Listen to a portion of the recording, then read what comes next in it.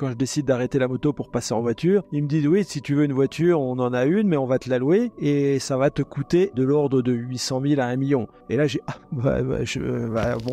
pense à un truc tout bête aussi, c'est que t'es longtemps dans la voiture, tu peux pas aller pisser, tu peux pas faire tes besoins, donc il faut garder aussi J'avais entendu une histoire, mais je sais même pas si c'est vrai, qu'il y avait certains pilotes qui avaient des couches pour justement éviter de perdre ce temps-là. Ils me demandent combien je gagne avec Yamaha. Je devais gagner 10, mais je dis déjà 15. Et là, ils me disent, nous, on te propose 20 officiels, plus 20 virés n'importe où dans le monde. Ça faisait 3 ou 4 fois plus.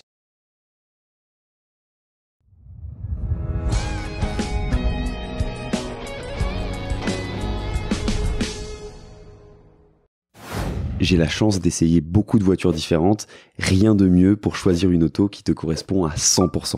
C'est maintenant possible pour toi aussi avec le satisfait ou remboursé d'Autosphère, le partenaire de notre émission. C'est simple, tu achètes la voiture que tu veux sur leur site ou dans la concession la plus proche de chez toi et tu as 30 jours pour savoir si oui ou non, c'est bien la voiture parfaite pour toi. Alors n'hésite pas, fonce chez Autosphère. Pause. Fonce regarder la partie 1 si c'est pas déjà fait, sinon tu risques de rater des anecdotes inédites. Prends 2 secondes aussi pour t'abonner à la chaîne YouTube. Allez, je te laisse profiter de cette deuxième partie incroyable.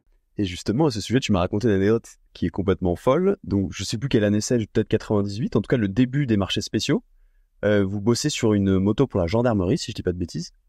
Et en fait, vous êtes un peu dans l'urgence, faut tout finir au dernier moment. Il faut livrer ces motos. Comment ça se passe? Ah oui, là, il y a prescription, heureusement. Mais en fait, donc on a des motos qui sont en version administration. Et en effet, pour pouvoir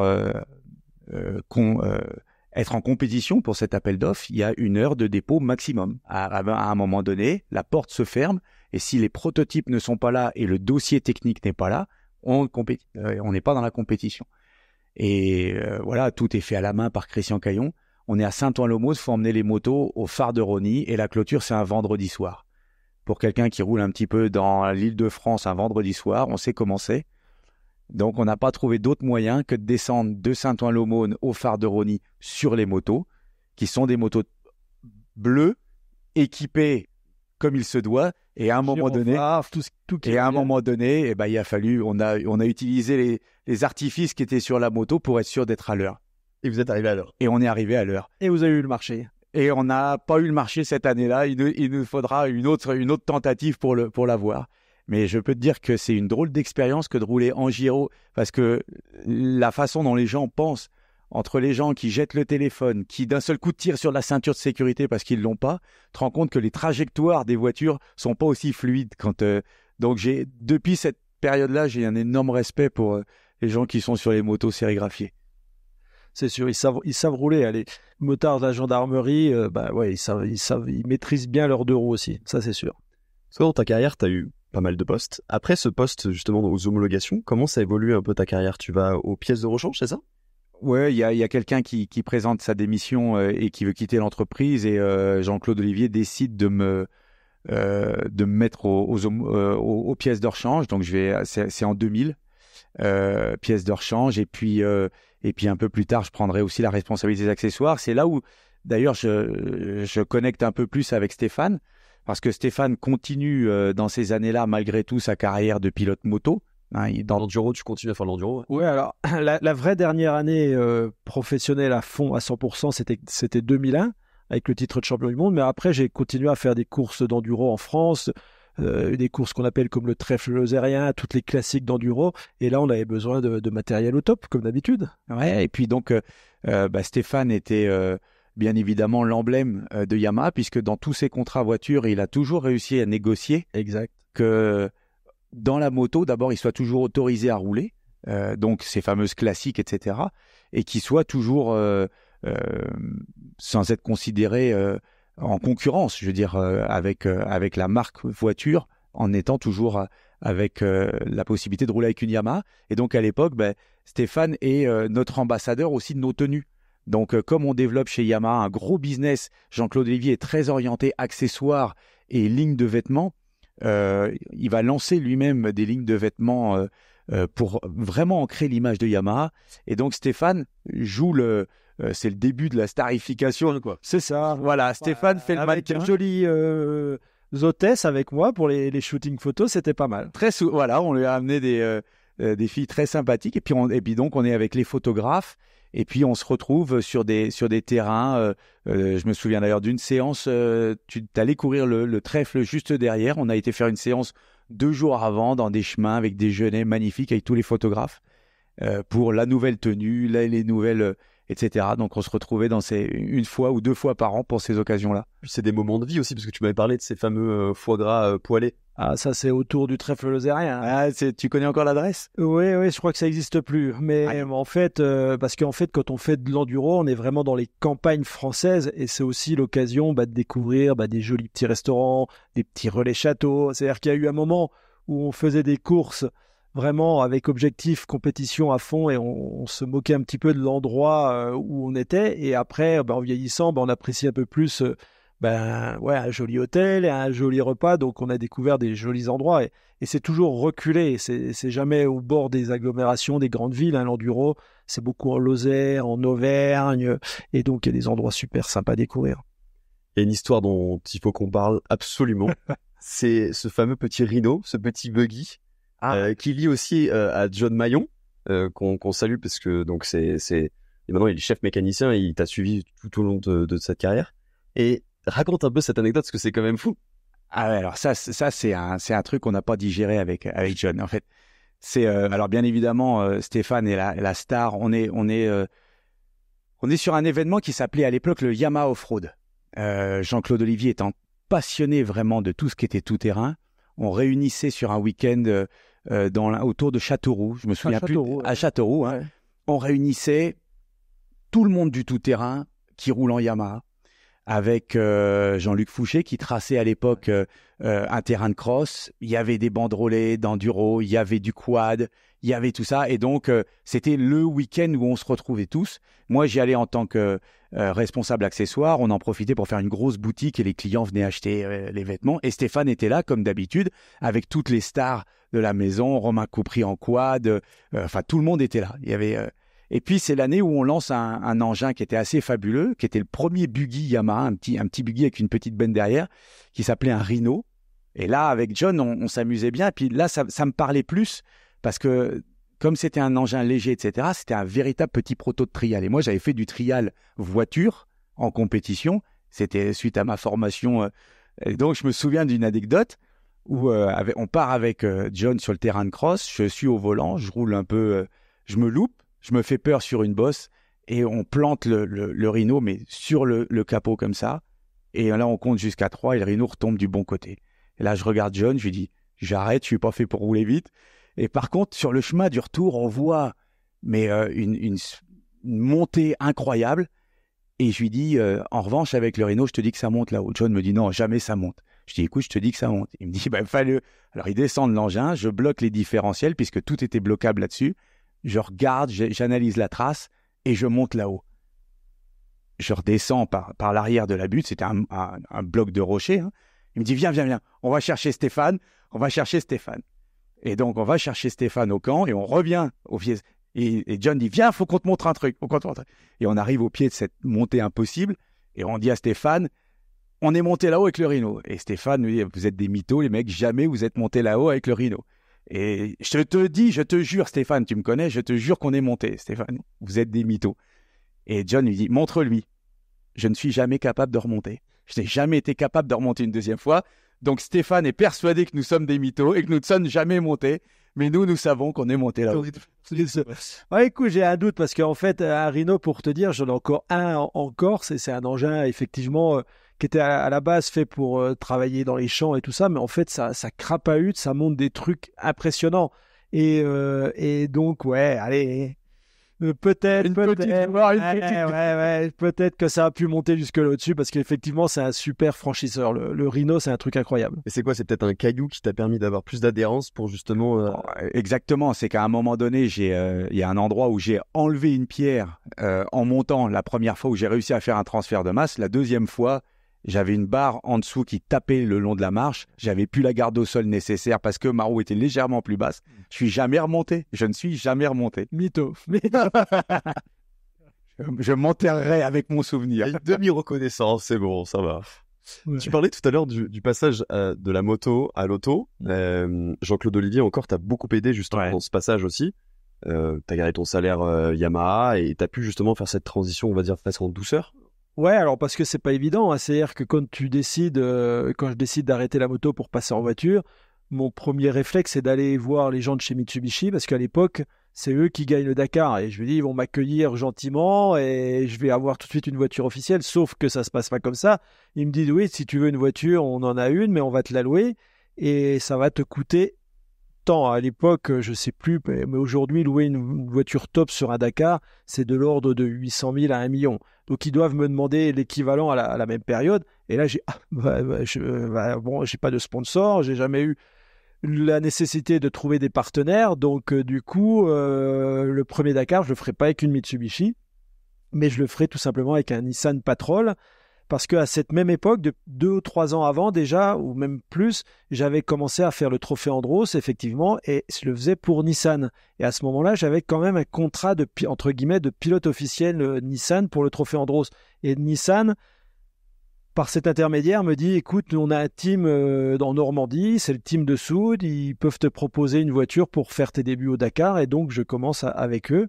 Et ça se passe vraiment pas si mal. La voiture est pas performante, mais dans le team, il y a déjà d'autres pilotes intégrés, qui sont pilotes officiels pour Nissan depuis des années, notamment Thierry Delaverne, je sais pas si ça plus Grégoire de Mévus, ou plusieurs pilotes qui sont vraiment déjà intégrés. Et en fait, mon premier Dakar en voiture, je termine 7e, et surtout, je suis le meilleur représentant de la marque Nissan. Donc tout de suite, je sens que ce que j'ai appris en moto, plus ce que j'ai appris en faisant le trophée Andros, en fait, ça m'aide beaucoup pour faire un bon résultat sur le Dakar. Donc, ça se présente pas si mal. Sauf que avant d'avoir une voiture performante et capable de gagner le Dakar, il va se passer plusieurs années. Est-ce qu'il y a vraiment un apprentissage du fait aussi d'avoir un copilote? Parce que pour l'instant, t'as été habitué à être tout seul. Là, t'as un copilote. Je pense à un truc tout bête aussi. C'est que t'es longtemps dans la voiture. Tu peux pas aller pisser, tu peux pas faire tes besoins. Donc, il faut garder aussi J'ai entendu une histoire, mais je sais même pas si c'est vrai, qu'il y avait certains pilotes qui avaient des couches pour justement éviter de perdre ce temps-là. Alors à l'époque, c'était plus compliqué. Moi, je me souviens de crever volontairement pour m'arrêter et en même temps pisser un coup parce qu'on tenait plus. Avec mon ancien copilote Jean-Paul Cotteret, en fait que j'ai connu chez Nissan, je l'ai gardé pendant 20 ans. Et lui, il buvait pas dans la voiture, donc il s'arrêtait. Il n'avait pas besoin de s'arrêter pour pisser. Mais moi, pour garder la concentration, la forme, je buvais beaucoup. Et notamment, il y a des moments, j'en pouvais plus. Et je me rappelle une fois, dire, il va jamais vouloir que je m'arrête pour pisser. Donc, je vais viser un caillou, je vais crever. Et comme ça, ça sera réglé. Une fois qu'on a crevé, on perd quelques minutes et on a eu 30 secondes de plus pour s'arrêter faire un petit pipi. C'est pas gênant. Surtout qu'il fait des chaleurs pas possibles. Alors, on a essayé plein de choses différentes, comme des poches pour se sonder, mais voilà, avec un espèce de préservatif, un tuyau qui va dans une poche, qui est relié dans la voiture. Mais bon, il y a rien qui est vraiment fantastique.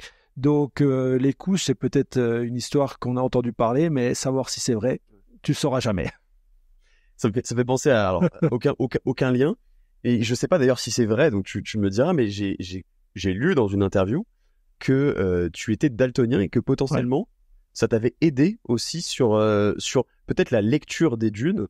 Alors je suis réellement daltonien parce que quand on fait le test, je me rappelle plus du nom du test, avec plein de points de couleur, avec un chiffre qui doit apparaître. Au premier niveau, je suis bloqué. Donc, j'ai vraiment des problèmes. Enfin, je suis vraiment daltonien. Après, je peux pas dire, mais je pense que sur certains contrastes, on peut avoir peut-être plus de sensibilité et de finesse, ce qui m'a peut-être aidé justement dans les contrastes de sable, de différentes couleurs de sable, d'avoir un peu plus de meilleure lecture que les autres. Mais ça, j'en ai aucune certitude. En tout cas, ça m'a pas handicapé pour ma carrière. En rallye raid, pas du tout. Seulement dans quelques cas, je me rappelle avoir fait des rallyes comme au Maroc tout au début, où pour confirmer la piste, ils mettaient des coups de bombes fluo sur des cailloux, des oranges fluo sur des cailloux qui étaient un peu ocre. Et ça, par exemple, ça me saute pas à l'œil. C'est-à-dire que si j'ai le nez dessus, je le vois, mais les autres pilotes, ils vont le voir à 100 mètres et moi, je vais le voir à 10 mètres.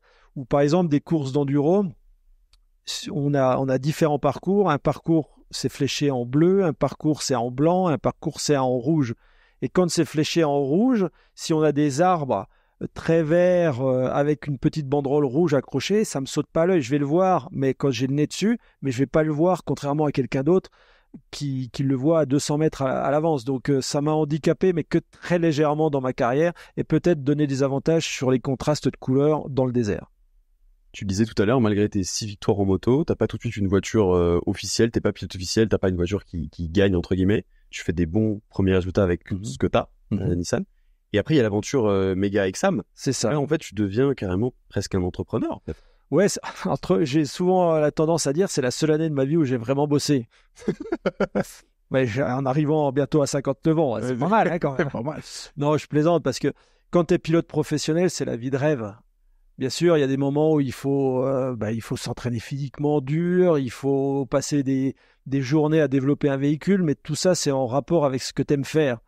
Par contre, créer un team, c'est quand même beaucoup plus compliqué. Il faut déjà trouver un constructeur qui est d'accord de mettre des budgets. Après, ça suffit pas, le constructeur. Il faut trouver des sponsors qui vont nous aider à financer le projet total. Après, il va falloir trouver des mécaniciens, donc trouver des salariés. Donc, tu es un peu manager. Après, il faut s'occuper de tout ce qui est administratif, les assurances, de tout ça. Faire créer une collection de vêtements pour les sponsors. Donc, il faut trouver les fournisseurs. Enfin, c'est un métier. Et en fait, pendant une année et demie, en tout cas, il a fallu créer ce team. Mais pour moi, c'était la seule solution. Quand j'étais avec Nissan, j'ai vu que la voiture était limitée et que jamais pourrais faire un résultat podium, par exemple. Alors que je me suis dit, il faut trouver une solution. Chez Mitsubishi, il n'y avait pas de disponibilité, le team était au complet.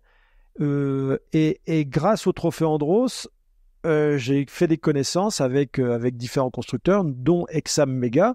Et quand je leur ai parlé du projet Dakar, ils ont dit oui, pourquoi pas. Nous, on serait intéressés de faire un prototype. Et donc, c'est grâce à eux qu'on a réussi à lancer ce programme. Et on a fait un super résultat parce que c'était mon deuxième Dakar en voiture. Et avec ces projets méga, on arrive à faire deuxième au classement général derrière Jean-Louis Schlesser, devant toutes les Mitsubishi officielles. Donc, le team que j'avais sollicité pour me prendre. Mais en fait, on termine devant avec un proto qui avait quelques mois d'existence. Donc, un super résultat, une belle récompense. Malheureusement, on comptait faire une deuxième année avec ce projet et en fait le sponsor principal qui était Bouygues Télécom sous la marque Nomade, c'était des abonnements de téléphone, se désiste quelques mois avant le départ du Dakar, donc on se retrouve un peu à l'arrêt 2 ou 3 mois avant le départ du Dakar. Donc là c'est Nissan qui vous propose une solution de secours entre guillemets. Ouais, au dernier moment, je pensais qu'en fait ce Dakar-là, c'était le Dakar 2001, j'allais pas le faire tout simplement parce que 3 mois avant, pas de solution. C'est pour ça d'ailleurs que je me dis, puisque Dakar 2001, ça paraît compromis, j'ai envie de refaire une saison complète en enduro, en moto. Et c'est pour ça que je planifie de faire le championnat du monde en enduro avec Yamaha et notamment avec un modèle 2,5 4 temps qui est une nouveauté pour l'année 2001. Donc voilà, mais entre-temps, à 3 semaines du départ du Dakar, en fait du Dakar 2001, il y a Nissan qui m'appelle, il me dit écoute, on serait intéressé pour que tu conduises pour nous dans la catégorie véhicules de production standard, ce qu'on appelait à l'époque les T1. Et là, je me dis, une voiture de production standard, les meilleurs résultats qu'ils font normalement au Dakar avec une voiture proche de la série, c'est entre 15, 20. Donc, tu viens de faire deuxième avec la Mega au scratch. Si tu fais 15 ou 20e avec une voiture de production, c'est bien, tu vas peut-être gagner la catégorie voiture de production, mais vis-à-vis du grand public, 15 ou 20e, c'est un vrai pas en arrière. Alors j'hésite pendant quelques jours et puis finalement je dis bon allez, j'y vais quand même. Et donc je fais cette course avec la voiture de production, c'est un Nissan Pathfinder et en fait on fait un bon résultat puisqu'on gagne la catégorie, je crois qu'on fait 12e au général, ce qui est une bonne place parmi les prototypes avec une voiture de série et ça me permet de rester au contact du milieu de l'automobile et l'année d'après, Nissan me propose un proto parce qu'ils sont en plein développement d'un nouveau proto et ils me proposent un proto pour l'année 2002. C'est la même entreprise, je crois, qui faisait ceux de Nasser Al-Attiyah. Alors c'est la même entreprise qui a évolué après donc ils ont fait plusieurs années des proto Nissan et après ils sont passés des proto Nissan aux proto Toyota comme Nasser Al-Attiyah a gagné ces dernières années. Et donc avec ce proto Nissan en 2002, on fait un bon début de rallye, je gagne une ou deux spéciales, mais malheureusement il n'y a pas la fiabilité et je suis obligé d'abandonner le rallye 2002. Mais ce qui est assez dingue, c'est que en 2003, après le coup de téléphone de Mitsubishi en 2000 qui t'avait dit en gros va chercher des budgets, C'est ça. donc t'es pas pilote officiel malgré tes 6 victoires. Ouais, Là t'as un peu le retour de flamme et c'est Mitsubishi qui te demande c'est ça. c'est combien pour Voilà. Stéphane. Voilà, il y a Mitsubishi qui m'appelle. Là, t'es content déjà quand tu vois le numéro de téléphone du team manager de Mitsubishi et là il te dit, il te demande est-ce que tu es libre, est-ce que tu as signé un contrat avec Nissan et comment ça va se passer. Je dis ouais, on est en train. Alors bien sûr, c'est pas vrai du tout, mais tu dis oui, on est en train de discuter. Pas fait ça avec nous. Jamais. On reviendra après les options que j'ai eues de quitter Yamaha, si tu veux, on en reparle juste après. Non, mais bon, la discussion s'ouvre.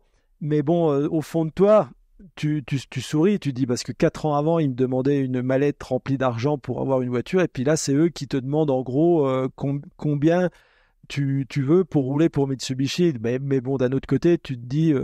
tu vas rejoindre le meilleur team du moment, donc ça va être une chance incroyable de pouvoir gagner et t'es super content. C'est un peu comme le début de l'histoire avec Yamaha, t'es super content d'intégrer un team hyper professionnel. Donc et ça se passe pas mal au début. Je crois que je gagne. La première course que je fais pour eux, c'est une Barra au Portugal. Je gagne, mais après, ça se complique. C'est comme s'il y avait un chat noir dans la voiture. Toutes les courses que je fais, je suis en tête et je domine les autres concurrents. Et il y a un problème technique qui arrive, qui est indépendant de ma volonté. On casse un boulon de la crémaillère de direction, donc j'ai plus de direction. Le rallye de Tunisie de la même année, je suis en tête largement. La voiture prend feu parce qu'il y a une durite d'essence qui se dévisse et puis qui va sur le moteur et la voiture prend feu. Puis le Dakar, je suis en tête du premier jour jusqu'à l'avant-dernier jour pour finalement avoir un problème aussi et terminer seulement 3 ou 4e. Donc le début quand même est un peu compliqué. On sent qu'il y a la vitesse, qu'il y a tout ce qu'il faut, mais ça veut pas sourire. Comme s'il fallait payer un peu avant de récolter les fruits, quoi. Comme s'il y avait un espèce de parcours initiatique un petit peu. C'est ça, il faut prouver, c'est trop facile, on te donne une voiture, tu gagnes tout de suite, c'est pas ça. Il faut qu'il y ait le processus qui se mette en place, que tu prouves, que tu le mérites. Et donc ça, bon après ça s'est enchaîné assez bien, mais la première année était un peu compliquée. Et en 2004, quand tu fais ta première victoire parmi les 8 victoires en auto, parce que t'en fais 6 en moto et 8 en auto. C'est beaucoup ça. En 2004, en fait, tu deviens un peu comme ton idole de jeunesse aussi, à savoir Auriol, qui avait gagné en moto. Ouais, en auto. Est-ce que tu y penses à ce moment-là? Je sais pas si c'est tellement... pour moi, je suis passé pilote voiture et le fait de faire les deux, enfin de gagner dans les deux catégories, c'est pas ça le plus fort. Le plus fort, c'est... Tu penses pas forcément être le deuxième qui a fait ça en auto, en moto. C'est plutôt... tu te considères comme un pilote auto, tu veux gagner. Après, forcément, mais bon, l'histoire, elle est belle chez Mitsubishi parce qu'en même temps que tout ça, je rencontre aussi Andrea, ça fait plus de 20 ans, qui est aujourd'hui mon épouse, et elle est qui est pas loin. Et donc, on se rencontre à cette même période aussi parce qu'elle est aussi recrutée par Mitsubishi pour être pilote officiel. On se retrouve dans la même équipe et ça fait 20 ans, ça fera 20 ans cette année.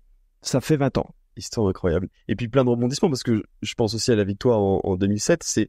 C'est pour rebondir sur le fait que tout peut changer dans un sens comme dans l'autre, positif ou négatif, très vite. Ouais. C'est que 2007, je crois que t'es derrière Sainz et il a un tonneau au dernier moment et en fait dernier moment, on est plutôt vers la fin.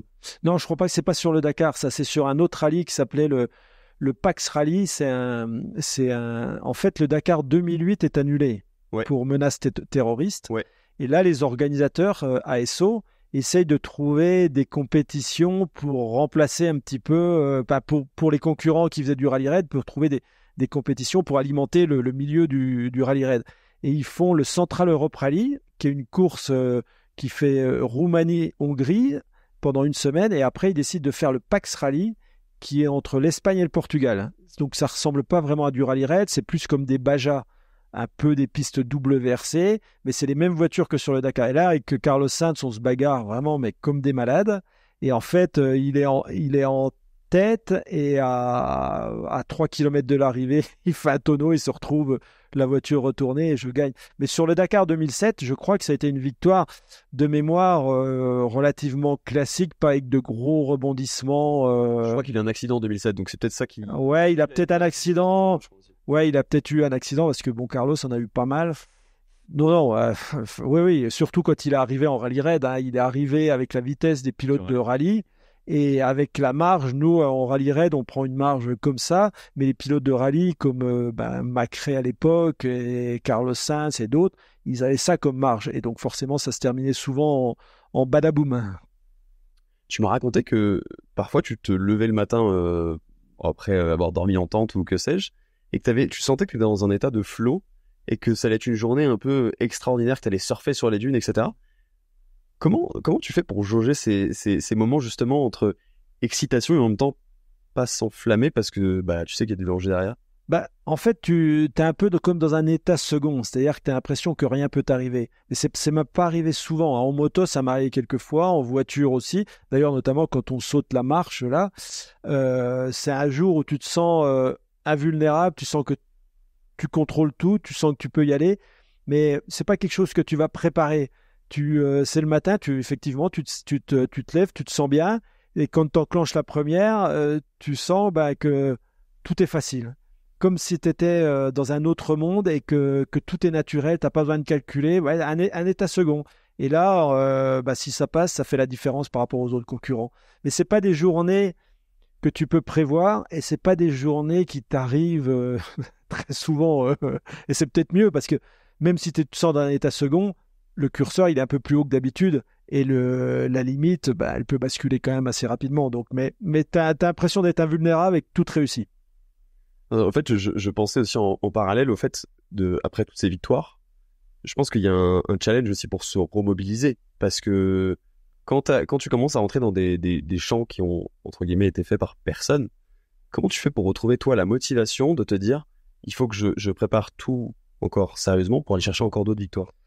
En fait, c'est quand même déjà, c'est un rythme de vie ça rythme ma vie depuis, je crois que c'était le 35e Dakar. Avant les Dakar, c'était de l'enduro, d'autres compétitions. Mais donc, c'est quelque chose que je connais parfaitement et c'est quelque chose qui allie mes passions. Premièrement, le dominateur commun, c'est la vitesse, l'adrénaline et d'un autre côté, la nature. C'est-à-dire que grâce à l'enduro ou même au rallye raid, on roule à des vitesses folles, on a des sensations de conduire une voiture ou une moto qui sont toujours à la limite, donc c'est vraiment des sensations extrêmement fortes, mais on fait ça aussi dans un décor qui est probablement un des plus beaux décors au monde. Enfin, en tout cas, grâce au rallye raid, on a vu les plus beaux déserts du monde, que ce soit le Ténéré en Afrique, mais que ce soit le désert en Mongolie, en Chine, l'Amérique du Sud, l'Atacama, des choses comme ça. Donc ces deux choses, adrénaline, motorsport, plus découverte des paysages magnifiques, il n'y a pas grand-chose qui te le permet. Donc pour moi, repartir sur un nouveau départ, c'est toujours avec passion, avec envie. C'est pas les contraintes, elles sont là, mais la passion et l'envie d'avoir des sensations, elle est toujours plus forte. Donc tu gagnes avec Mitsubishi, tu gagnes aussi avec Mini. Moi, je pense aussi aux victoires avec Peugeot. D'ailleurs, on en parlait un petit peu en off. L'anecdote, parce que ça a fait beaucoup couler d'encre, c'est que tu as eu un petit excès de vitesse et ils t'ont retiré le permis juste avant le Dakar, en 2017, je crois. 2017, c'est ça, ouais. Et ce qui est étonnant, c'est que les gens ont plus parlé de ça que du Dakar en tant que tel, quoi. En Suisse, en tout cas. Donc, moi, j'habite en Suisse depuis plus de 20 ans. Effectivement, depuis plus de 20 ans, j'ai gagné pas mal de Dakar, mais j'ai jamais fait la une des journaux, des journaux pour une victoire au Dakar. Par contre, là, j'ai eu un excès de vitesse, c'était 33 km/h, ce qui n'est pas exceptionnel. Par contre, j'ai fait la une du journal local et voilà pour l'excès de vitesse. Donc, moi, j'étais un peu vexé, un peu contrarié. Et donc, c'était en plus un peu compliqué parce qu'on était en période de développement chez Peugeot. J'avais 9 mois pour choisir à déposer mon permis pour 3 mois. Donc j'avais un peu de latitude, donc ça s'est bien passé, mais j'ai quand même loupé plusieurs séances d'essais et de développement avec Peugeot, parce que même si on roulait au Maroc sur des pistes, Peugeot ne voulait pas que je roule sans permis. Ça m'a empêché de gagner en 2017 quand même. Non, et je crois que 2017, ça a été une des plus belles victoires sportivement, parce que je crois que c'est l'année où on s'est bagarré avec Sébastien Loeb jusqu'à l'arrivée, et qu'on termine avec quelques minutes d'écart, et en plus c'était sur un terrain qui lui convenait mieux. Alors, on avait la fin du rallye qui était vraiment plus dans le désert, mais sur des pistes plus typées double versée, donc c'était pas gagné d'avance, il a fallu se battre, il a fallu être bon, et bah, c'est valorisant de gagner devant un mec comme Seb, qui est un vrai compétiteur et qui avait la même arme en plus, puisqu'on avait la même voiture. C'est quoi qui a fait la différence? Parce que j'imagine qu'en pure vitesse, si tu dis que c'était des portions plus WRC, il avait peut-être l'avantage. C'est ça.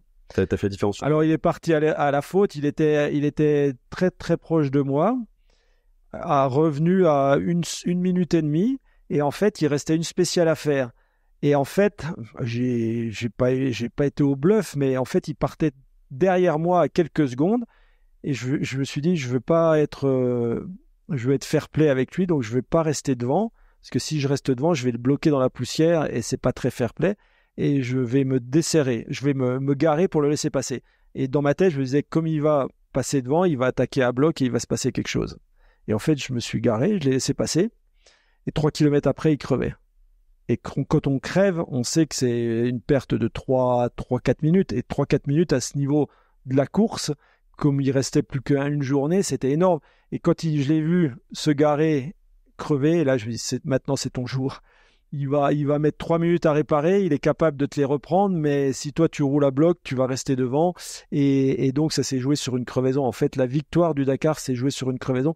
Mais en fait, j'étais content parce que je l'ai gagné pas en étant pas fair play. C'est-à-dire que j'aurais pu gagner le Dakar de la même façon en le gardant dans la poussière, en sachant qu'il est plus rapide que moi, mais s'il est dans la poussière, il est incapable de me doubler, mais c'était pas entre guillemets très fair play de faire ça. Donc j'ai plutôt voulu jouer sur le fait je suis fair play, je laisse passer et on verra bien ce qui va se passer. Et en fait, il est parti à la faute en crevant instantanément. Si on fait un petit retour en arrière, en 2014, t'es nommé par Eric Dessène, qui est d'ailleurs passé sur cette émission aussi, directeur général de Yamaha Motor France. Ouais. Et ce qui est assez amusant, c'est que Eric, tu avais déjà eu un peu un contact indirect, plus jeune, via aussi l'hôtel de tes parents. Bah, c'est là où tu te rends compte que le monde, quelquefois, est tout petit, sans le savoir, bien évidemment. Parce qu'un jour, je découvre, en discutant avec Eric, qu'il avait eu une activité dans son jeune temps avant de rentrer à la CEITA, etc. Il avait monté des sociétés et il intervenait aux 24 heures du Mans pour une équipe américaine qui était sponsorisée par School Bandit. Et ce qui est très, très drôle, une fois qu'on se retrouve, c'est qu'en fait, cette équipe-là, justement, donc logeait chez mes parents, à 50 km de là, donc on savait pas qu'on était tous les deux. Alors, et se retrouver comme ça 20 ans plus tard, 30 ans plus tard, c'est vraiment te dire que le monde quelquefois est tout petit, quoi. C'était quoi les souvenirs justement de cette team? Je crois qu'ils roulaient sur des Porsche 956. Ouais, ils roulaient sur des Porsche 956 et c'était un sponsor qui voulait pénétrer le marché européen, qui était du tabac à chiquer. Le symbole, c'était un cow-boy. Je me souviens d'un cow-boy avec un chapeau vert et un bandana rouge. Et donc, Eric, lui, était au Mans et s'occupait de toutes leurs relations presse. Et nous, il y avait tout le management de School Bandit qui était à l'hôtel et qui se faisait tracter avec un hélico qui allait sur le circuit pour voir où en était la course. Il y avait des rotations à peu près tous les quarts d'heure. C'est la première fois où j'ai eu la chance de visiter Saint-Léonard-des-Bois par le ciel grâce à un hélico en privé. C'était bien comme expérience. Donc tu devais surveiller l'hélico toi quand t'étais petit. Alors moi c'était mon contrat normalement, c'est ça qui m'a rendu qui m'a donné cette possibilité-là, c'est qu'en effet j'ai été embauché pour dormir au pied de l'hélico pour être sûr qu'il lui arrive rien dans la nuit entre le samedi et le dimanche, parce qu'il n'était pas question de voler la nuit par contre. C'était sympa. Il s'en passait des choses dans ton village quand même, hein? Ah, pour un petit village de 450 habitants, je te le dis, c'était c'était super animé. Non, c'était très très animé. Mais quand tu es à 50 km du Mans, et Le Mans, c'est quand même une adresse qui est connue du monde entier. Et donc, 50 km du Mans, quand mon grand-père avait construit un hôtel qui était quand même de bonne facture et qui était un hôtel réputé dans la région, donc il y avait quand même les grosses écuries. On a eu la chance d'avoir des gens de renom, des Jackie X, etc., qui se sont arrêtés là. Et l'équipe Jaguar à la grande époque, ce qui m'a permis de rentrer plus tard chez Jaguar en Angleterre, c'est l'ingénieur en chef qui a fait le V12, qui a passé plusieurs jours chez mes grands-parents et qui ont été le contact. Et quand mon grand-père appelle en disant est-ce que tu peux trouver un job à Vincent en Angleterre pour qu'il performe son anglais, quand j'arrive là-bas et qu'il m'accueille chez lui, en fait, il m'emmène à l'usine et j'ai un parcours pendant 4 mois chez Jaguar dans toutes les usines avec les ingénieurs. Donc c'est des parcours comme ça où tu t'attends à rien et puis un beau jour, il y a l'étoile qui est là. C'est dingue parce que ta famille, en fait, via cet hôtel, t'a apporté un peu le réseau qui t'a permis de te lancer. De l'automobile. Alors que, pour le coup, par rapport à Stéphane et son père, moi, dans la famille, les sports mécaniques, il y a aucun, ni appétence, ni talent. Je veux dire, il y avait rien de tout ça. Quand tu prends justement ces fonctions en 2014, j'ai des allusions de directeur général. L'année suivante, si je dis pas de bêtises, c'est l'anniversaire et de Yamaha Monde et de Yamaha France. Quelque chose. Ouais, 2015, on fête les 50 ans, on fête les 60 ans de la marque et les 50 ans en France. Ouais. Donc il y a deux ambassadeurs forcément. Ouais. Je pense à Christian Saron qui est aussi passé sur tes missions et forcément à Stéphane. Ouais. C'est pour moi. Alors bien évidemment, depuis que je suis dans ce poste et puis en étant 31 ans dans la société, j'ai vu passer énormément de monde. À l'époque de Jean-Claude Olivier, à l'époque d'Éric Deseine, des pilotes qui sont passés, qui ont signé des contrats. Mais aussi beaucoup de pilotes qui, pour leur carrière, ensuite roulent avec d'autres marques.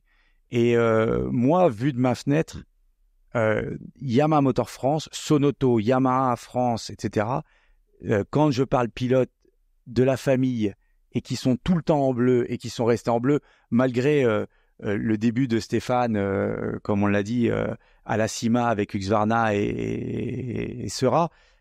Mais en fait, depuis qu'il est bleu, il est toujours resté bleu. Il a toujours été pilote Yamaha dans plein de disciplines, mais tout le temps bleu. Il pourra nous raconter qu'il a voulu à un moment donné repartir, peut-être essayer d'autres motos et que Jean-Claude Olivier lui a dit va essayer, puis tu reviendras peut-être chez nous, on verra. Donc en effet, il y a eu. Alors est-ce que c'était du bluff ? Il y a eu une époque où il a failli. Il y avait un problème de développement ou quelque chose. Non, allez, je crois que c'est après la première. Alors déjà, pour revenir plus récemment, quand j'ai signé un contrat avec Audi, ils auraient voulu absolument me faire signer un contrat avec Ducati. La première chose, Volkswagen. Forcément, quand on va chez Audi Sport, juste à côté, on a le showroom Ducati, on a tout le matériel, et donc il y a quelques événements qui sont faits en commun, et ils ont tout de suite vu mon passé en moto, ils ont tout de suite voulu me rendre ambassadeur de Ducati. Je me suis dit, mais là, c'est même pas la peine d'y penser, vous pouvez oublier, on peut pas faire ça. Moi, même si j'ai pas de contrat signé avec Yamaha aujourd'hui, mon cœur reste là-bas, c'était ma première famille, et donc je ferai jamais quelque chose pour Ducati. Donc voilà, ça c'est pour ce qui est plus récent. Mais en fait, après ma première victoire en 91, c'était pas Ducati à l'époque, c'était Cagiva, était très présent au Rallye Raid et ils voulaient absolument gagner, et ils m'ont contacté plusieurs fois. Et puis, je leur ai dit non, moi je suis bien chez Yamaha. Ils me rappelaient 3 mois après, non, mais vraiment, on a les moyens de te faire changer d'avis. Donc, moyen de changer d'avis, c'est forcément financier. Et je me rappelle avoir finalement accepté d'aller les visiter. C'était à Varese, en Italie. Et donc voilà, il me propose, il me demande combien je gagne avec Yamaha. Je devais gagner 10, mais je dis déjà 15. Forcément, ça c'est le... Quoi ? Non, mais t'as bien fait. Et voilà. Et donc, et là, ils me disent, bon, nous, on te propose 20 officiels plus 20 virés n'importe où dans le monde. Donc, ça faisait, par rapport à 10, ça faisait 3 ou 4 fois plus. J'ai dit, ouais, bon, après, j'ai une voiture de fonction, 2 voitures de fonction. Porsche en plus à l'époque. Voilà, dont une Porsche. Après, j'avais un 4x4, un Mitsubishi. Et là, les gars de Cagiva, ils me disent, là, on est un peu embêtés. On n'a pas... Par contre, on est importateur de la marque Minimoc. Minimoc, tu sais, les petits... Oui, bien sûr. Ouais. Et là, il me dit... envolé en code. Ouais, et là, il me dit, on t'en donne autant que tu veux. Je lui dis, bon, après, pour rouler tous les jours, la Minimoc, ça va peut-être pas. Puis, j'ai dit, bon, écoutez, laissez-moi le temps de réfléchir à tout ça. Et puis, au moment où je vais pas pour partir, il me donne une enveloppe. Et il me dit, ça, c'est pour vos frais. Je dis, non, Vesoul, Varese, il y a 500 km, j'ai pas besoin de frais de déplacement de payer. Il dit, non, et ils insistent, ils me donnent une enveloppe. Et en fait, elle est remplie de sous, quoi, d'argent liquide. Et ils insistent tellement, je repars avec l'enveloppe bien remplie. Et en fait, quelques semaines après, je les rappelle, je dis non, écoutez, je reste chez Yamaha et voilà. Donc non, j'ai eu des propositions. Celle-là, c'était celle qui avait été le plus loin dans la discussion. Mais l'idée de changer, elle n'a jamais été vraiment. C'était juste pour voir ce qu'il y avait à côté, ce qui se proposait. Mais c'était de l'argent, mais je sentais pas le truc. J'étais tellement bien chez Yamaha, c'est-à-dire que tout ce que je voulais, je l'avais en termes de matériel, de développement. Les salaires, c'était correct, il y avait pas de souci, l'ambiance, et tout tournait autour de la performance pour le bien-être du pilote et les moyens de gagner. Donc il y avait vraiment aucune raison de quitter Yamaha. Il y avait un côté famille, en fait, c'est ça? Ouais, après. Avec Jean-Claude Olivier, on avait quand même moi, j'avais beaucoup de respect, je l'ai toujours vouvoyé, mais il y avait vraiment un lien un peu de... C'était un peu mon père spirituel ou j'étais son fils spirituel, je sais pas, mais il y avait vraiment un lien très, très, très fort entre nous deux. Donc, je me serais senti... lui mettre un coup de couteau dans le dos de quitter Yamaha pour de l'argent, quoi, tout simplement. Est-ce que finalement, c'est par ce poste de directeur général et les débuts que tu commences à plus côtoyer Stéphane, via aussi John Maillon? Oui, parce que bien évidemment, ça rapproche. Quand tu es aux homologations, tu es un peu dans l'ombre. C'est un travail de l'ombre. On est derrière et on fait en sorte qu'on réussisse à vendre devant. Pièces et accessoires, déjà, pareil, c'est pas des postes qui sont souvent mis en avant. Bon, alors, quand tu as la direction de l'entreprise, ça permet bien évidemment de faire beaucoup d'autres choses. Et puis, à l'époque aussi, on a relancé Stéphane, qui est un passionné, qui était Yamaha. Après notre Rhino, qui grimpait bien plus qu'il n'accepte de le dire. Mais après, on a eu un autre engin qui a été top aussi. On était super passionnés avec John de voir Yamaha se lancer dans les vrais buggy. On a l'YXZ1000R, donc qui était un buggy avec un 3 cylindres 100 chevaux. Et puis là, à un moment donné, pareil, une fois de plus, considérant que c'était pas en concurrence avec ses contrats, Stéphane, il a tout de suite été partant pour dire si vous avez besoin qu'on fasse la promotion de cet engin-là, moi je suis prêt et puis on peut rouler. Donc t'as été faire de l'endurance d'ailleurs avec Andrea et Joël Bontou, les 6 heures de Bordeaux. C'est ça. On a fait des courses d'endurance, on a fait un rallye super sympa pas très loin dans l'Eure. On a fait Plaine et Vallée dans l'Eure avec cet engin-là. Ouais, et puis ce qu'on appelle des courses des Bajas, on a fait aussi avec Andrea, parce qu'en fait, après, avec Andrea, le but, c'était de faire le Dakar ensemble avec Andrea en tant que copilote. Et donc, faire des rallye raids avec ce petit SSV Yamaha, c'était parfait pour l'image de l'engin, mais aussi pour nous, pour progresser ensemble. Donc, on a fait le rallye du Maroc, on a fait des Barras au Portugal, on a fait Barras en Italie, on a fait pas mal de courses qui m'apportait aussi beaucoup de plaisir de pilotage, qui complétait nos entraînements, parce qu'en voiture, quand tu es pilote officiel sur le Dakar, tu fais un peu de développement, quelques courses, mais tu n'as pas tout le temps les fesses dans une voiture de course. Et le petit buggy Yamaha était pas aussi performant qu'une vraie voiture de course du Dakar, mais c'est quand même un peu les mêmes sensations, ça glisse, tu contre-baraques, tu sautes, et c'était vachement intéressant. Donc c'était le top de pouvoir faire la passion du 4 roues avec Yamaha. En fait, c'était vraiment et puis en plus promotionner le nouveau véhicule qui était hyper performant. Puis t'as une petite anecdote à ce sujet-là, parce que comme tu disais, donc à ce moment-là, t'avais des engagements auprès d'une marque automobile, et tu m'as raconté une anecdote par rapport aux tenues. Aux tenues, en gros, que Stéphane ait pris l'initiative. Non, alors ça c'est un beau cadeau qu'il m'a fait. Ouais. Ça m'a touché beaucoup, parce que donc Stéphane fait une course justement donc avec Andrea et Joël Bontou, c'était les 6 heures tout terrain, mais Stéphane est un perfectionniste. Alors on se côtoyait un petit peu plus à ce moment-là, parce qu'il fallait qu'il vienne me vendre son projet, parce que là pour une fois parce que bien évidemment là c'est moi qui avais le budget et il fallait mettre un peu d'argent, donc trouver l'argent dans nos budgets, donc c'est forcément faire des choix. Et puis libérer John, parce que ça a toujours été John Maillon qui a suivi Stéphane, et Stéphane a une grande confiance dans John, donc ça a été John, il fallait le libérer de son emploi du temps de Yamaha, etc. Mais c'est vrai que on n'avait pas un vrai projet total, etc. Donc nous on mettait à disposition le véhicule, un budget pour la pièce, on achetait les véhicules. Et puis Stéphane, avec son expérience peut-être un peu de méga, il s'occupait des derniers détails. Et notamment, j'avais été super surpris en arrivant à cette course de 6 heures d'endurance à Bordeaux, que Stéphane avait pensé à tout, où nous, on n'avait pas forcément pensé, notamment c'est les tenues inifugées. Il était sponsorisé par Sparco, et donc il avait fait faire un design Sparco avec les logos et avec les marquages Yamaha Racing, etc. Donc, d'un truc qui se faisait, entre guillemets, entre deux projets sans être vraiment, d'un seul coup, ça avait de l'allure. Ça ressemblait vraiment à un engagement officiel parce que Stéphane est perfectionniste sur tous ces trucs-là. Donc, il avait sa tenue, Andrea avait sa tenue.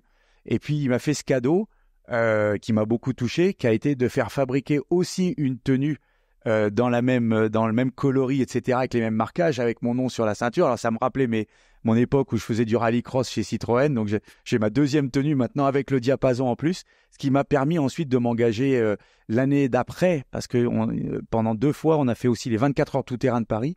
Et là, avec John, on a décidé d'aller s'engager aux 24 heures tout-terrain de Paris avec Jérémy Varnia, un de tes amis aussi, Cyril Després et Alexandre Kowalski. Et à 2 heures du matin, on était en tête du scratch avec cet engin-là. Il y a plein partout, je crois. Ah oui, le truc a été pesé à 850 kilos parce que c'était une année où il faisait... Et donc, le châssis n'a pas supporté le poids, et donc on a les amortisseurs.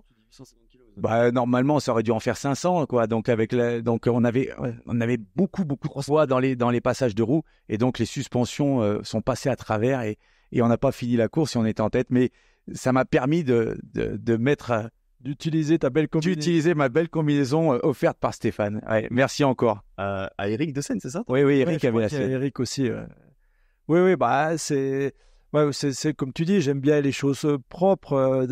Puis le bleu m'a toujours plu. Donc c'est vrai, et de pouvoir associer le 4 roues avec des combinaisons et Yamaha, c'était le top. Bon, on a encore fait des courses il n'y a pas si longtemps, hein, puisque j'ai fait un rallye en Andalousie il y a 2 ans avec mon copilote Édouard Boulanger, et on s'est bagarré avec Sébastien Loeb, Nasser Al-Attiyah, qui avaient des vraies voitures de course, et sur 2 étapes, on a réussi à se mettre au milieu des deux.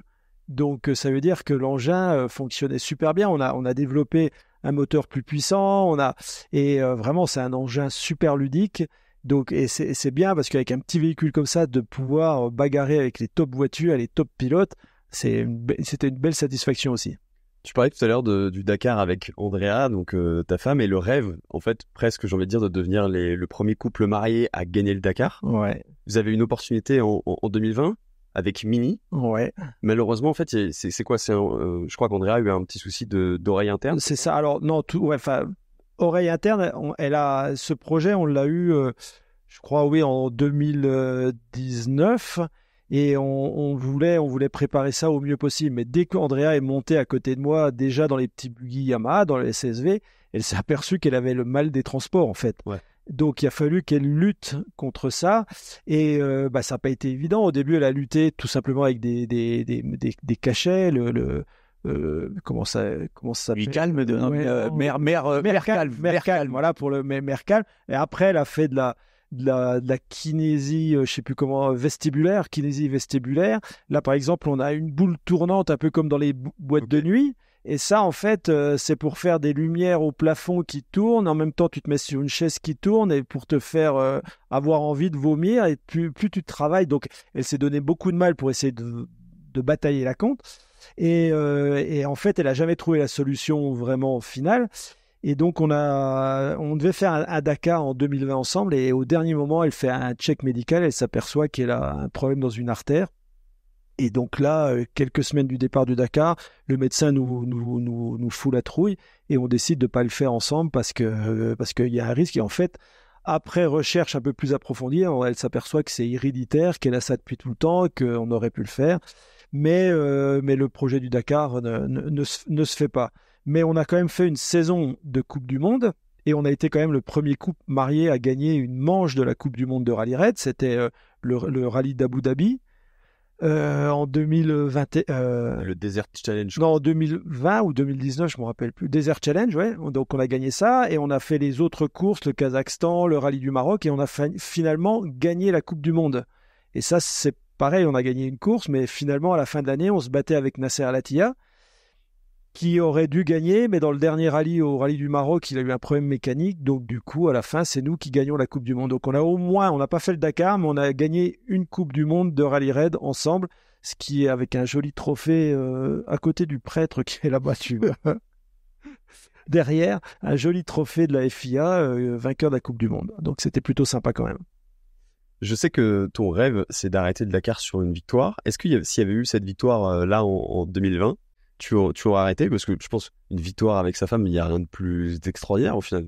Ouais, 2020, c'était presque un peu tôt. Ça fait quand même 4 ans par rapport à maintenant. En fait, on a gagné en 2021, mais il y avait eu tout de suite dans les tuyaux ce projet avec Audi qui m'a donné très envie. En fait, quand Audi est arrivé avec un projet de faire une voiture hybride avec des moteurs électriques sur le Dakar, comme c'était proposé par un vrai constructeur, Audi, qui est quand même un constructeur qui a beaucoup de réussite, que ce soit aux 24 heures du Mans ou dans différentes catégories, je dis, ça vaut quand même vraiment le coup de faire partie de ce projet. Donc 21 ou 20, ça aurait été un peu tôt pour arrêter ma carrière, même s'il y avait eu une victoire.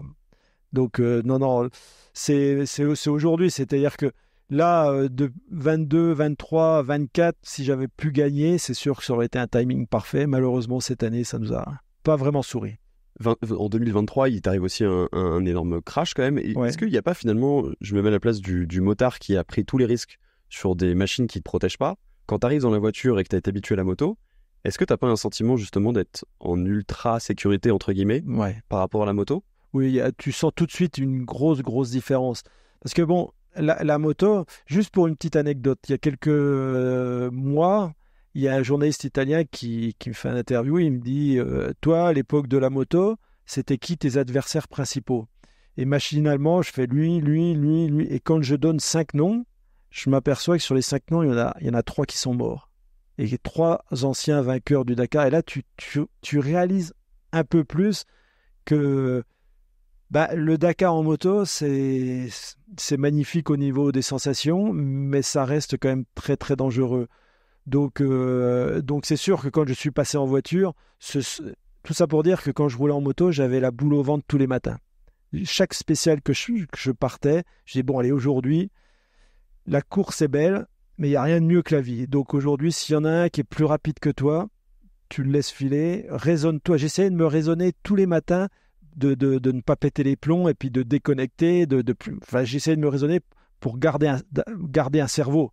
Parce que c'est facile, en tant que motard, l'adrénaline, de déconnecter et puis perdre un peu ses moyens et puis en mettre un peu trop. Quand je suis passé en voiture, ce sentiment, il a complètement disparu. C'est-à-dire que je partais 5 minutes avant le départ du spécial, j'avais pas la boule au ventre, j'avais pas peur de me faire mal, il y avait vraiment aucun souci et je profitais presque plus du pilotage de la voiture que du pilotage de la moto parce que j'avais pas cette peur de me faire mal. Mais malgré tout, on s'aperçoit que l'année dernière, 2023, on a eu un accident où, en ce qui me concerne, j'ai juste une commotion cérébrale, je perds connaissance. Rien de grave, mais mon copilote a quand même une vertèbre cassée avec pas mal de dommages dedans, enfin de dégâts dedans. Là, il y a quelques jours, il y a eu le rallye du Maroc, pardon, pas le rallye du Maroc, le Abu Dhabi Desert Challenge. Il y a encore 2 pilotes Toyota qui se sont cassés le dos. Guillaume de Mévus, qui a fait 2e du dernier Dakar, il a sauté une dune, il s'est cassé le dos. Chicheri a sauté une dune, son copilote s'est cassé le dos. Donc malgré tout, même s'il y a beaucoup moins de risques que sur 2 roues, les voitures sont devenues tellement performantes et tellement costauds que maintenant c'est le bonhomme à l'intérieur qui fait fusible. Même si tu n'as pas d'accident, même si la voiture elle est encore capable de rouler, tu peux avoir un bonhomme, un pilote ou un copilote cassé en 2 avec une fracture des vertèbres. Les fractures des vertèbres, c'est toujours, ça peut basculer du mauvais côté très rapidement. Donc voilà, il faut réfléchir à ne pas faire la course de trop non plus en voiture. Parce que je crois que c'était sur un dépassement sur Sainz en 2023 que... Non, c'était pas un dépassement. C'est une erreur à 100% de ma faute. Je viens de dépasser Carlos Sainz et après, il est derrière moi. Il me suit très près. Et au lieu de me suivre à 200 mètres, il est vraiment 20 mètres derrière moi. Et je suis complètement déconcentré. Je roule vite, continue à rouler vite. Et je regarde constamment dans les rétros à droite, à gauche pour savoir où il est. Et l'erreur que j'ai faite, c'est de vouloir rester devant lui. Parce qu'au moment où je l'ai doublé, en gros, je l'ai un peu réveillé, il a repris du rythme et il s'est collé à moi. Mais à ce moment-là, j'aurais dû me regarer, le laisser repartir et j'ai voulu rester devant. Et voilà, de regarder dans les rétros, une demi-seconde d'inattention à checker dans les rétros et au moment où tu relèves la tête, bah, c'est une dune cassée et c'était le saut. On a fait un saut, je crois, de 12 mètres de haut, une dune. 12 mètres de haut. Ouais, entre le moment où on a décollé et la réception en bas, il y avait 12 mètres de dénivelé et à peu près 50 mètres de long. Et en fait, la voiture n'a rien. Elle retombe quasiment à plat, mais l'impact est tellement violent qu'au moment où ça tape, moi j'ai la tête qui bouge un peu et qui revient taper dans le siège. Et là, il y a un impact trop violent et ça m'arrête la lumière. Enfin, ça me fait tomber dans les pommes. Et mon copilote, il a le dos cassé au même moment. Et en plus, comme je tombe dans les pommes, je suis comme un poids mort et j'ai le pied à fond sur l'accélérateur. Je suis comme, ouais. Et donc la voiture, elle part dans le désert à bloc. Et là, lui, malgré le fait qu'il a une vertèbre cassée, il arrive à déconnecter le contact et à tirer sur le frein main pour que la voiture elle s'arrête. Et donc, ouais, c'est pas un souvenir génial. Ouais, c'est pas génial. Et puis toi, j'imagine que aussi tu te sens un peu responsable malgré le fait que c'est un fait de course, mais Ouais, non, c'est sûr, c'est pas un bon feeling parce que tu fais une erreur, tu te blesses, c'est une chose, mais là, tu fais une erreur et tu blesses ton copilote. Bon, là, ça s'est bien terminé. Il est jeune, il est sportif, il s'est fait opérer en Allemagne à côté de Munich. Il a eu une opération tip-top, il est déjà remonté dans la voiture, on a refait un Dakar, il sent aucune douleur, même s'il a encore du matériel dans le dos. Mais quand même, c'est encore une fois, quand ça concerne la colonne vertébrale, ça peut être proche de tétraplégique, paraplégique, donc ça rigole pas. justement, cette année, ça s'est pas passé exactement comme tu l'aurais voulu, il y avait des petits soucis techniques. Tu as aidé Sainz à gagner, C'était le dernier Dakar avec Audi. Ouais. Comme tu l'as souvent dit, tu veux pas t'arrêter potentiellement t'arrêter sur une victoire, en tout cas ça serait cool. C'est quoi un peu la suite dans ces cas-là? Non, là, sincèrement, j'ai encore pas pris de décision. Le programme Audi est terminé, ça c'est sûr. Repartir ou pas, j'ai pas pris de décision, je sais pas, je me laisse encore un peu de temps de réflexion. De gagner, c'est sûr que si j'avais été à la place de Carlos Sainz cette année, il a 61 ans, il gagne. Moi, j'aurais été à sa place, c'était clair. M'arrêter sur une victoire comme il l'a fait, propre, clair, sans erreur, c'était la meilleure façon de sortir de la compétition.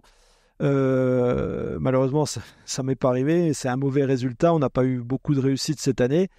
Mais malgré tout, je me pose la question, est-ce que je vais relancer la machine, repartir, ou est-ce que je vais arrêter sur un résultat plus que moyen, enfin même un très mauvais résultat.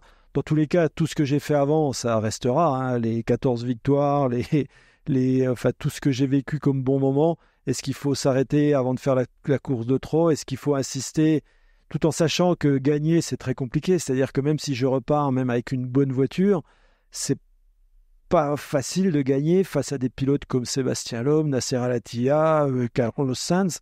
Donc les chances de gagner, elles sont de moins en moins importantes, dans la mesure où en vieillissant, on est un peu moins performant que quand on est jeune. Donc est-ce que le jeu en vaut la chandelle de repartir? La question est restée en suspens.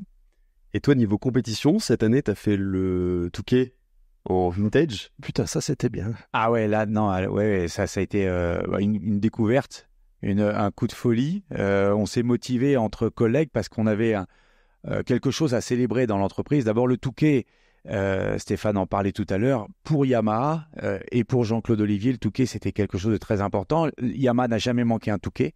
Yamaha est recordman des victoires au Touquet. Yamaha l'a remporté 21 fois. Des pilotes qui utilisaient une Yamaha ont rapporté 21 fois sur 48 éditions, donc c'est un pourcentage très élevé. Et cette année, on célébrait les 50 ans de l'YZ. Donc on a lancé une idée comme ça, qui était de se dire, allez, on s'inscrit et on fait ça sous un projet d'entreprise.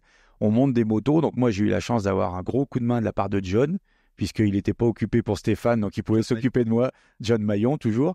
Et donc, il m'a préparé une moto tip-top et on s'est engagé et on a été vivre ce truc-là qui, dans ma position, voilà, est une super bonne expérience parce que ça permet, et j'invite beaucoup de gens à faire ce genre d'expérience, ça permet de comprendre que quand on se pose la question si les sports mécaniques, c'est du sport, ça permet de savoir ce que c'est. Parce que tout à l'heure, Stéphane parlait. Moi, je me souviens quand j'étais beaucoup plus jeune, quand je voyais la Gilles Lallet classique, qui était vraiment, c'est un marathon quoi. Quand les gars finissaient cette montée, et même si ils équipaient leur moto de sangle devant pour que les spectateurs les tirent, mais faire un Touquet 3 heures, nous on a fait que le vintage 1 heure, mais on n'est pas préparé, on n'a pas le physique pour, mais 3 heures de sable comme ils le font, et j'imagine quand il m'est arrivé juste de déplacer la moto de Stéphane dans les couloirs, dans le musée de Yamaha, ces bicylindres qui transportaient 65 litres d'essence. 64 litres. Ouais. 64 litres d'essence. Rien que de pousser la moto dans la... 64 litres d'essence, je viens de... Il y avait Oui, alors à l'époque, c'est juste une petite parenthèse, à l'époque, on devait faire 450 km d'autonomie.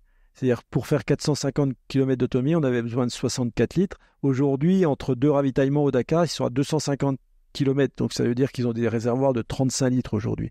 Et à l'époque, 64 litres. Donc, ces fameuses bicylindres, quand les gens les voient dans des expositions, quoi que ce soit, il faut les imaginer avec 64 litres d'essence. Donc, ça veut dire à peu près 55 kilos d'essence, plus la machine qui doit donc forcément être taillée quand on voit le châssis, etc.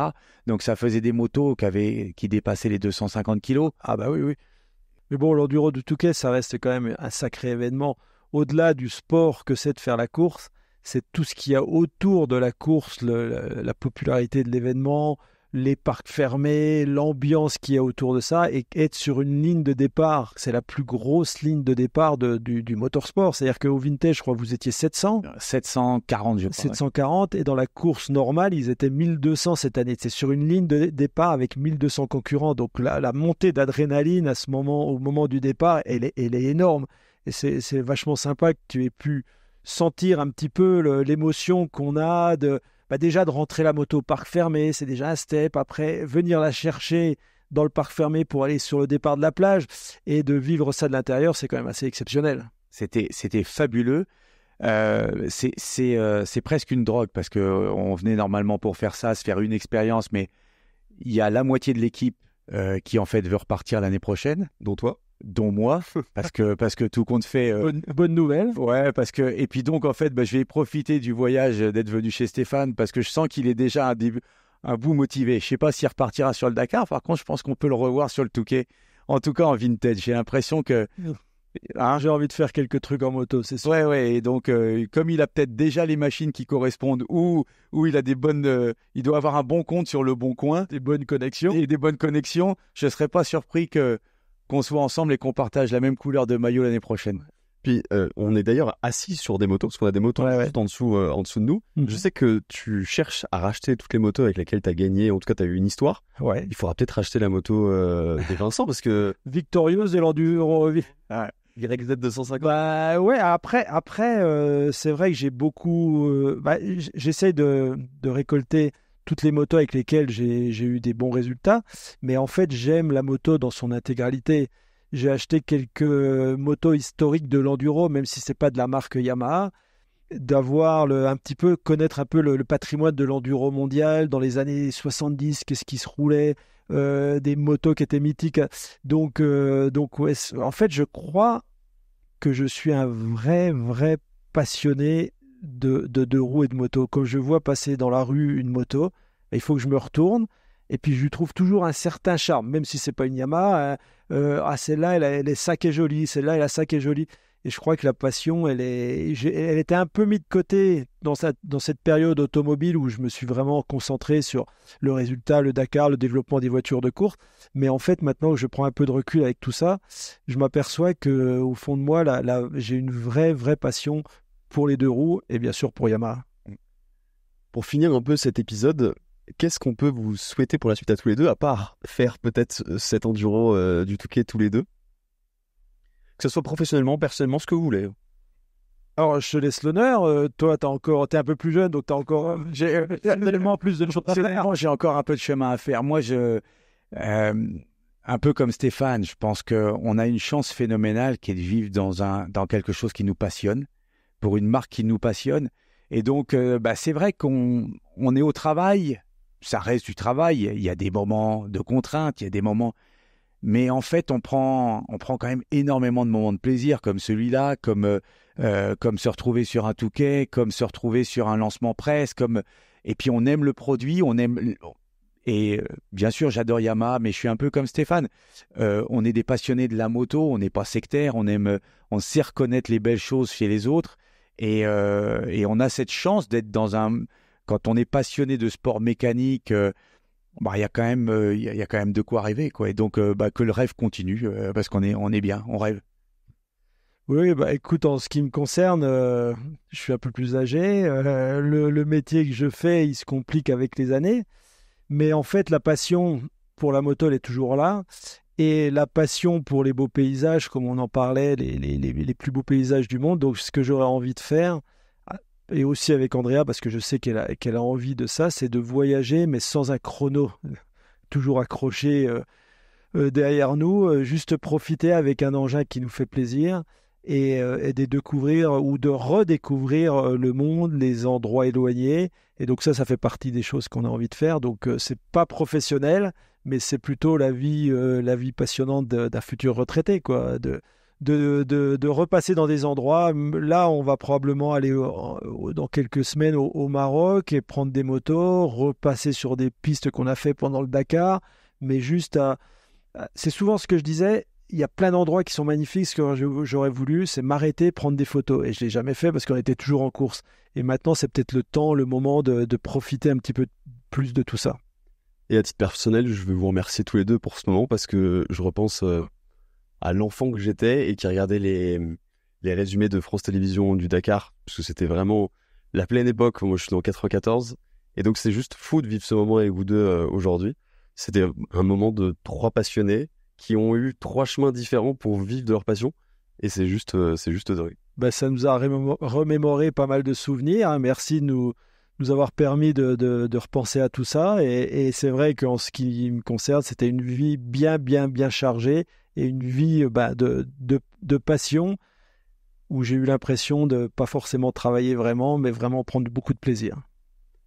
Ouais, pareil. Et puis, ambassadeur de la marque, hein, de toute façon, toujours en bleu.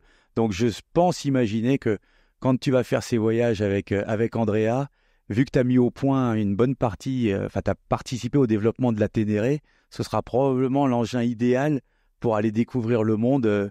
C'est ça. Je sens qu'on va se revoir. C'est ça le projet. Il y a peut-être des nouvelles Ténéré qui vont arriver dans le futur. On ne sait pas. On y travaille. Et donc, il y aura peut-être encore un lien pendant quelques années entre nous, en tout cas avec plaisir.